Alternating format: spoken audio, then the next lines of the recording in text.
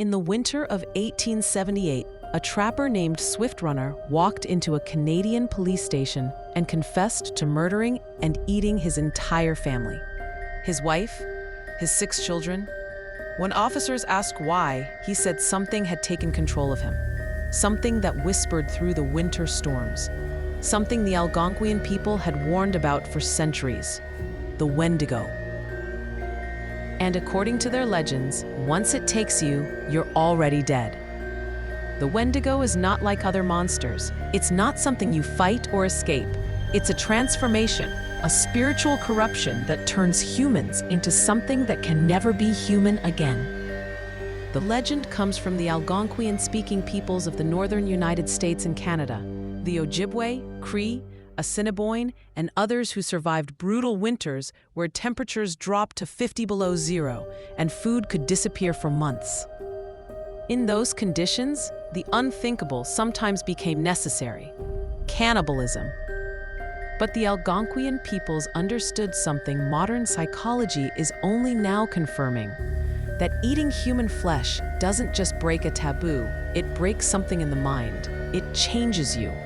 And according to their legends, it invites something in, something ancient and hungry that can never be satisfied. The Wendigo. In their language, the word roughly translates to evil spirit that devours mankind. But that doesn't capture the true horror, because the Wendigo doesn't just eat people. It makes you eat people. It transforms you into an eternally starving monster that grows hungrier with every victim consumed. And once the transformation begins, there's only one cure: death. The earliest recorded Wendigo case dates to the 17th century, documented by French missionaries in the Great Lakes region. They wrote of a warrior named Fiddler who claimed to have killed 14 Wendigos, or rather 14 people who had become Wendigos. Fiddler was a shaman trained in recognizing the signs of Wendigo possession. First comes the isolation. The person withdraws from the community, spending time alone in the winter darkness. They stop eating normal food, claiming nothing satisfies them. Next, the dreams. Night after night, they dream of feasting on human flesh. In these dreams, the meat tastes better than anything they've ever experienced. They wake up with the taste still in their mouths. Then come the physical changes. Their eyes sink into their skulls. Their lips pull back from their teeth. Their skin takes on a gray, corpse-like pallor. Some accounts describe them growing taller, their bodies stretching in unnatural ways. Finally, the hunger consumes them completely. They attack the nearest person, usually family members, kill them, and begin to feed. But here's the horrifying part. With each bite they take, they grow larger and hungrier. The Wendigo can never be satisfied. It will eat until there's nothing left, then move on to the next victim, growing more massive and more starved with each kill. Fiddler's 14 kills weren't murders, he insisted during his trial. They were mercy. He'd recognized the signs early and ended the transformations before the Wendigos could kill others. The Canadian government didn't agree. They sentenced him to death for murder. He died in prison in 1909, but his last words to a visitor were chilling. "You don't understand. I save lives. The Wendigo is real, and it's still out there, waiting for the next winter, the next starvation, the next person weak enough to listen to its whispers." So what exactly is a Wendigo? Descriptions vary by tribe and region, but certain elements remain consistent. Physical appearance. In its full form, the Wendigo is massive, anywhere from 15 to 30 feet tall. It's skeletal, with skin stretched tight over bones, yet impossibly strong. Its eyes glow yellow or red. Its mouth is filled with broken, jagged teeth. Some describe it as having antlers like a deer or elk, giving it an unsettling hybrid appearance. But here's what makes it truly terrifying. The Wendigo was once human. Its form is a corrupted, elongated version of the person it used to be. Sometimes, witnesses claim to recognize faces of missing people in the creature's features. Distorted, agonized, but still faintly human. The transformation. Becoming a Wendigo isn't instant. It's a process that can take days or weeks. Stage 1. The person becomes obsessed with meat, particularly raw meat. They lose interest in cooked food. Stage 2. They develop an aversion to heat and warmth. They prefer cold, open windows in winter, sleep outside in snow. Stage 3. They begin to hear voices in the wind, promising satisfaction if they just try one bite of forbidden flesh. Stage 4. Their behavior becomes erratic. They attack animals, eating them raw. Family members notice their teeth look sharper, their fingers more claw-like. Stage 5. The transformation completes. The person is gone. Only the Wendigo remains. Powers. According to legend, Wendigos possess supernatural abilities. Superhuman strength and speed. Immunity to cold. The ability to mimic human voices, luring victims by calling their names. Control over winter storms and blizzards. Growth with each victim consumed. Immortality. They cannot die of age or natural causes. Weaknesses. Fire is the only reliable weapon. Wendigos fear it, perhaps because fire represents warmth, life, and community. Everything they've lost. Traditional stories tell of warriors luring Wendigos into great bonfires or melting their frozen hearts with heated stones. Silver weapons are sometimes mentioned, but this is likely a later addition from European werewolf legends, mixing with indigenous stories. You might think Wendigo encounters ended centuries ago. You'd be wrong. Minnesota, 1994. A group of hunters in the Boundary Waters canoe area reported seeing something moving through the trees. At first, they assumed it was a bear. Then it stood up. One hunter estimated it was at least 12 feet tall, skeletal, with what looked like antlers. It moved with unnatural speed, covering 50 yards in seconds. The hunters fled and refused to return to those woods. Manitoba, 2018. An indigenous community reported multiple disappearances over a harsh winter. When spring came, searchers found evidence of cannibalism at one of the abandoned camps. Bones had been scraped clean. The local elder warned outsiders not to investigate further. The Wendigo took them, he said simply. Speaking about it invites it back. Ontario, 2020.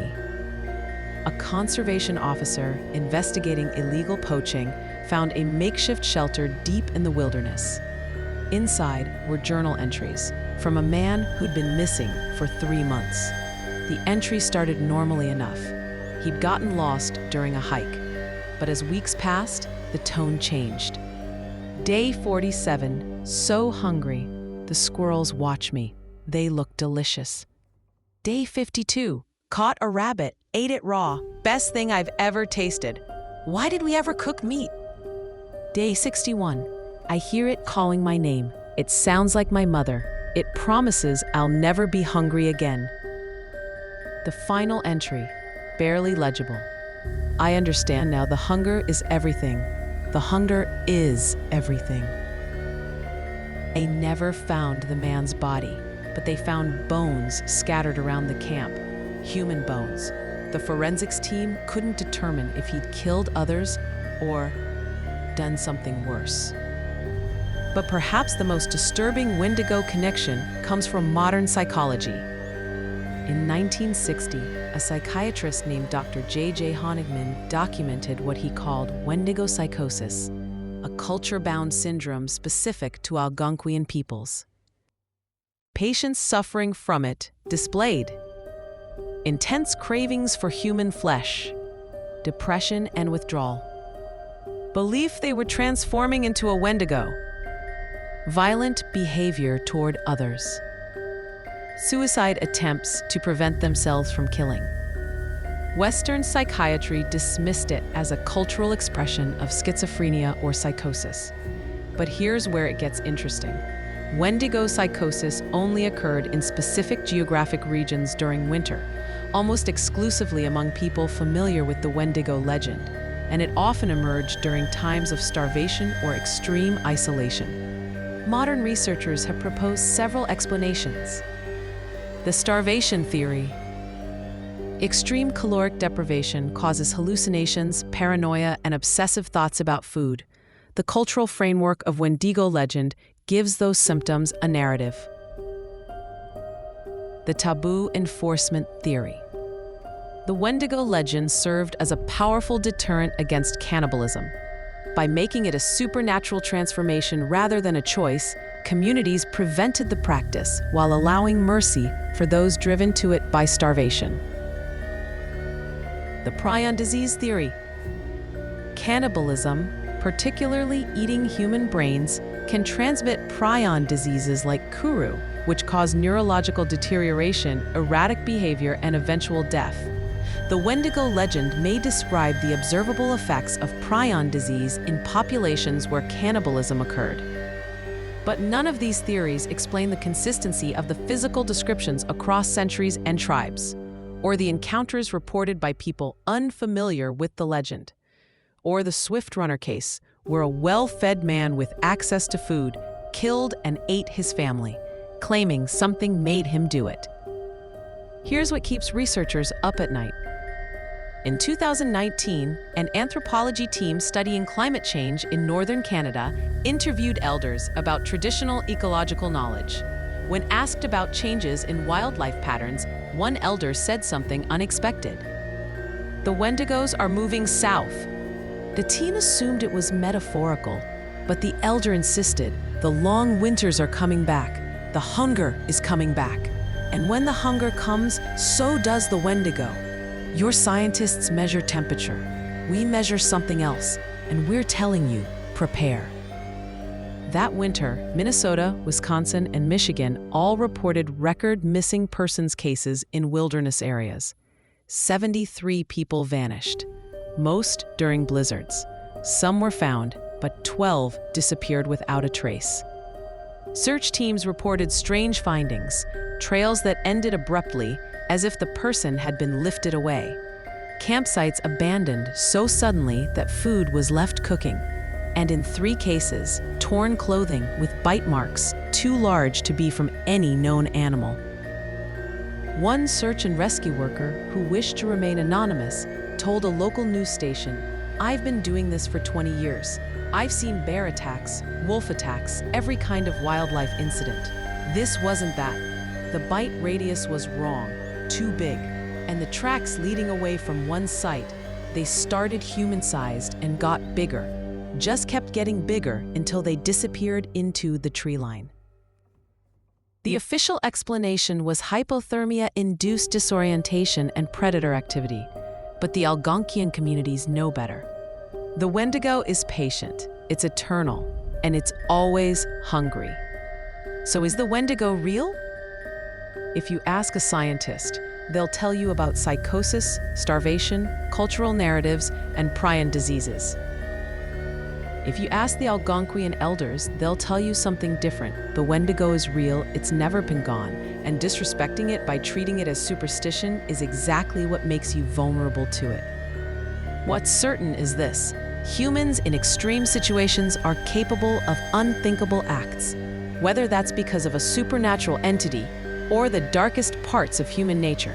Does it really matter? Either way, the hunger is real.